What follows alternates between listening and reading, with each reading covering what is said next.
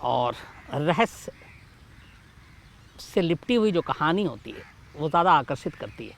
ये मैंने देखा है, लगभग 615 कहानी के आसपास सुना चुका हूँ, लेकिन जब भी कोई रहस्यमयी कहानी इस तरह की आती है, ख़ासतौर पे मैंने देखा भूत प्रेत और बाकी चीज़ें, तो बड़े शौक़ से आप लोग सुनते हैं। शायद इंसानी कमज़ोरी भी है कि जो चीज़ें हमें पता नहीं, जो राज बरसों से सदियों से है, उसकी तह तक जाना, उसमें झांकना, उसकी सच्चाई को समझना, ये इंसान की कमज़ोरी होती है। इसलिए ऐसी कहानियाँ ज़्यादा खींचती हैं। तब मुझे एहसास भी नहीं था कि मैं जर्नलिज़म में हूँगा, क्राइम रिपोर्टर बनूँगा, इस तरह बैठकर कभी आप लोगों को कहानी सुनाऊँगा। और उस वक्त लड़कपन में मैंने उस कुएं को देखा था जाकर। कई बार दोस्तों के साथ क्रिकेट खेलता था और उसके बाद पता चलता था एक कुआं है, उस कुएं के बारे में बहुत सारे राज हैं। ये कुआं पाताल में जाकर मिलता है, इस कुएं के अंदर बहुत सारे ख़जाने हैं, इस कुएं के अंदर बहुत सारी लाशें हैं। तो ये बातें अपने बड़े बुज़ुर्गों से सुनते आ रहे थे, जो दोस्तों हैं उनके घर वालों से भी सुनते आ रहे थे। और तब इस बात का एहसास नहीं था कि ये कुआं सिर्फ यहीं पे नहीं बल्कि पूरे देश में इसको लोग जानते हैं और ये इतना मशहूर है। धीरे धीरे बाद में जब पढ़ाई लिखाई हुई और किताबों में इस कहानी का ज़िक्र आया, तो मुझे लगा कि जिसे हम लोग हल्के में लेते थे वो इतना ऐतिहासिक कुआं, जिसको 2-4 बार देखने का मौका मिला और जिसके अंदर इतने राज हैं, इतने रहस्य हैं, तो क्यों ना इस कहानी को आप तक रखा जाए। ये एक ऐसे कुएं की कहानी है जिसके बारे में बहुत सारी बातें, लेकिन सच्चाई क्या है, बहुत सारे लोगों ने कोशिश की जानने की, समझने की, वैज्ञानिक तौर पे भी, साइंटिफिकली तौर पे भी, लेकिन सही मानों में इसकी सच्चाई पूरी तरह से सामने भी आई तो बहुत सारे लोग यकीन करने को तैयार नहीं थे। एक कि इस कुएं को बनवाया ही इसलिए गया ताकि इसमें दुश्मनों को मार कर, उनका कत्ल कर, उनकी लाशों को इसमें रखा जाए। 2, इस कुएं को इसलिए बनाया गया ताकि इसके अंदर सारे ख़जाने को छुपाया जाए। तो ऐसी सारी बातें थी। मैं बात कर रहा हूँ, और आज की कहानी है एक रहस्यमय कुएं की, और इस कुएं का नाम है अगम कुआं। मतलब ये अगम कुआं है और ये पटना में है, और पटना शहर में है। इस कुएं को लेके इतनी सारी बातें, इतनी सारी कहानियां हैं कि मैं आपको क्या बताऊं। लेकिन जो हिस्ट्री है, इतिहास है, और जो सारी किताबें हैं जिसमें बाकी सारी चीज़ें इस कुएं के बारे में, अगम कुएं के बारे में जो सच्चाई लिखी है, अगर उसके हिसाब से चलें तो इस कुएं को बनवाया था सम्राट अशोक ने। पटना अपने आप में उस वक्त मगध की राजधानी, और अशोक का वहाँ से ताल्लुक़। तो जो इतिहास है उसमें ये बताया गया कि अगम कुआं जो है, इसका निर्माण सम्राट अशोक ने कराया था, और इस कुएं का नाम अगम कुआं रखा था। अगम का मतलब होता है पाताल, तो मतलब ये है कि इस कुएं का कहीं ना कहीं कोई सिरा उस वक्त के हिसाब से वो सीधे सीधे पाताल से जुड़ता है। अब इस कुएं को लेके जो बनाने की तारीख है वो ये है कि 233 टू 273 ईस्वी के दौरान इस कुएं का निर्माण किया गया था। लेकिन एक आम कुआं इतना ज़्यादा सुर्खियों में क्यों, उसको लेके कुछ चीज़ें। अलग अलग दौर में इस कुएं की गहराई नापने की बड़ी कोशिश की गई, बहुत सारे लोगों ने किया। जब ज़माना तरक्की किया, साइंस टेक्नोलॉजी की बातें आई तब भी, लेकिन बरसों तक इस कुएं की गहराई कितनी है ये कोई नाप नहीं पाया था। उस ज़माने में जब इस कुएं को बनाया गया था तब कहते हैं कि ज़मीन के अंदर करीब 20 फीट की खुदाई के बाद ही पानी अपने आप निकल आता था। तो उस ज़माने में जितने भी कुएं होते थे, ख़ास तौर पर अगर मैं सूखे के इलाके को छोड़ दूं और पटना जैसे जहाँ पे गंगा किनारे है, तो 20 फीट काफ़ी है किसी भी कुएं में पानी निकालने के लिए। लेकिन इस कुएं की गहराई 20 फीट से बहुत ज़्यादा थी, काफ़ी नापने की कोशिश की गई, और आखिरकार लोगों ने फिर बाद में ये माना कि इस कुएं की जो गहराई है, पुरातत्व विभाग ने भी इसमें मदद की, तो उन्होंने कहा कि करीब करीब 105 फीट है, 105 फीट। अब यहाँ चौंकने वाली बात और चौंकाने वाली बात ये थी कि उस दौर में जब ये कुआं बना तब ज़मीन के 20 फीट 15 फीट के बाद पानी आ जाए, लेकिन 105 फीट कुआं खोदने की ज़रूरत क्या थी। और इसी के बाद फिर बहुत सारी कहानियाँ बननी शुरू हुई। एक कहानी ये आई, अच्छा इस कुएँ के बारे में कई खासियत। कहते हैं कि चाहे कैसा भी मौसम हो, अकाल पड़ जाए, सूखा आ जाए, इस कुएँ का पानी आज तक कभी सूखा नहीं है।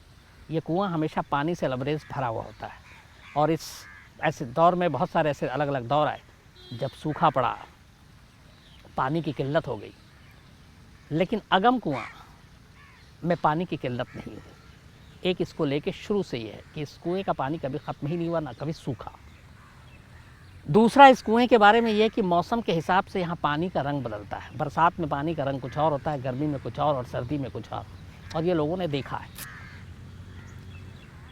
तीसरी बात इस कुएँ से जुड़ी हुई ये है कि इस कुएँ में जो पानी का लेवल है वो अगर गर्मी में भी उतना ही है तो चाहे फिर बारिश कितनी भी हो, वो अपने पानी के स्तर को मेंटेन करके रखता है। उस लेवल से ज़्यादा ना कभी पानी ज़्यादा होता है और ना कम होता है।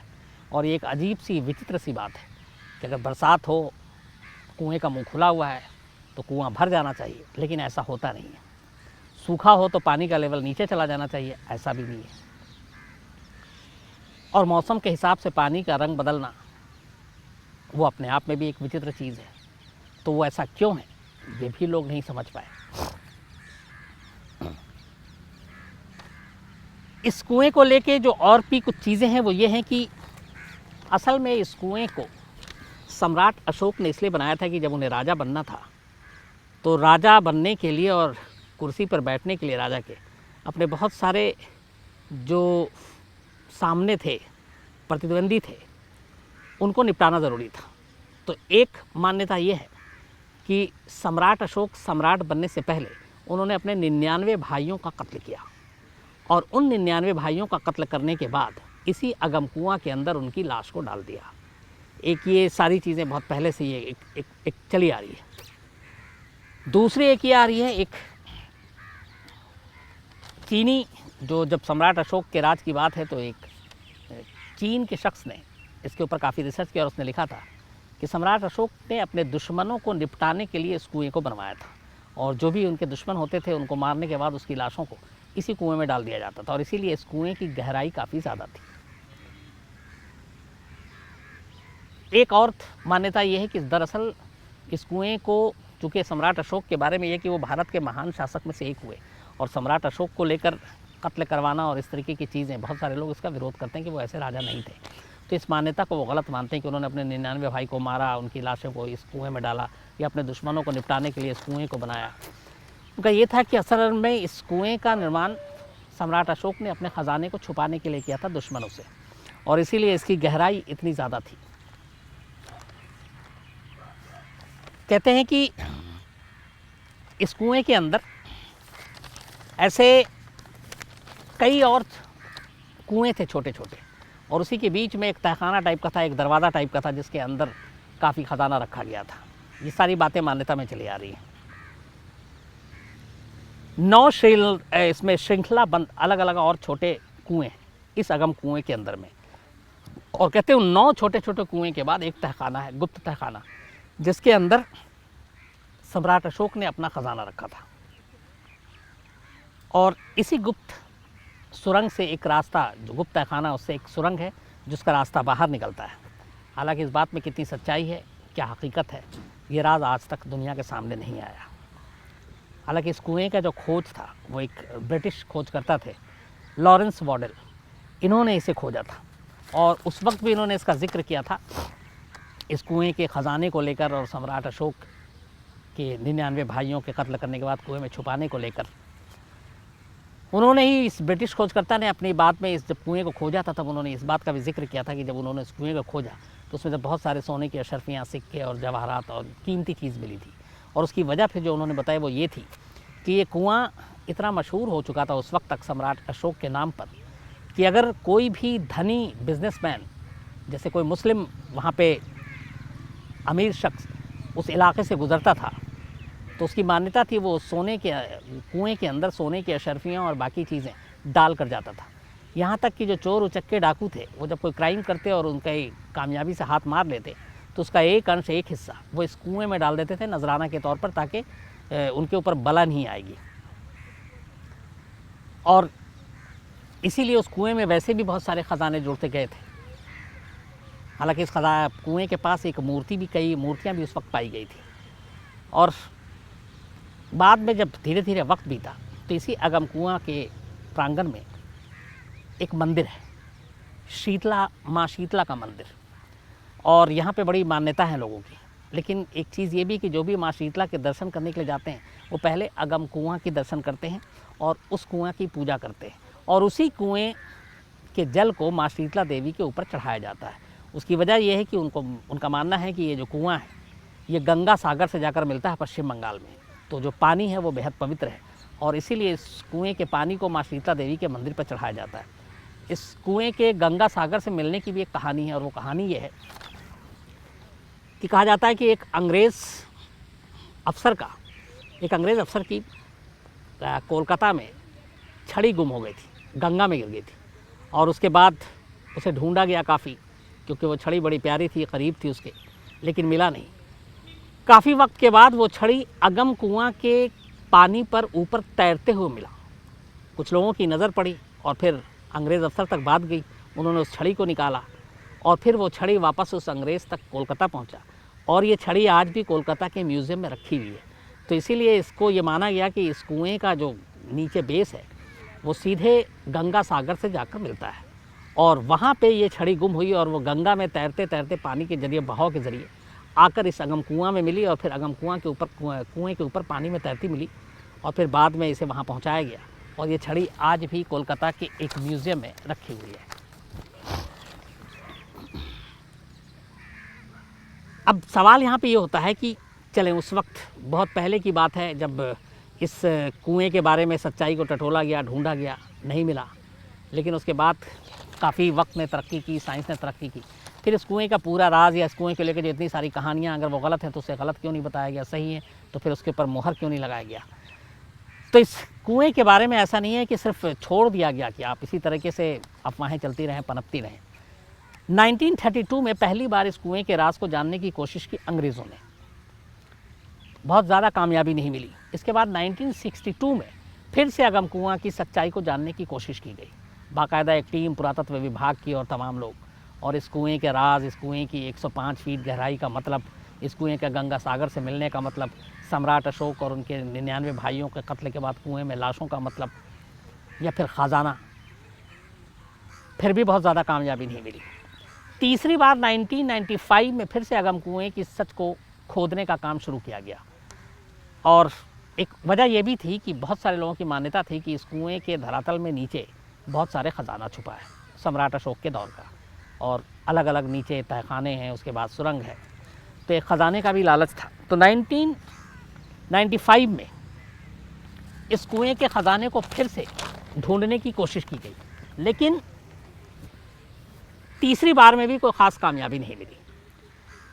तो एक के बाद एक 3 कोशिश की गई जो रिकॉर्ड पर है, 1935, 62 और 1995 कि अगम कुएं का राज रहस्य है क्या, लेकिन सच्चाई सामने नहीं आई।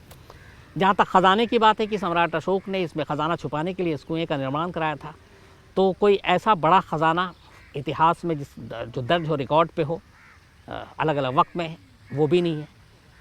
कई लोग ये मानते हैं कि अंग्रेज़ों के ज़माने में शायद या मुग़लों के दौर में इन ख़जाने को धीरे धीरे करके निकाल लिया गया हो, लेकिन उसका भी कोई रिकॉर्ड और पुख्ता सबूत नहीं है। तो ख़जाने के बारे में पुख्ता सबूत नहीं है। 99 भाइयों के कत्ल को करने के लिए इस कुएँ का बनाना, इसके बारे में भी पुख्ता सबूत नहीं है। लेकिन अगम कुआं की मान्यता अपनी जगह है, जो रहस्य, जो राज है वो आज भी उसी जगह कायम है।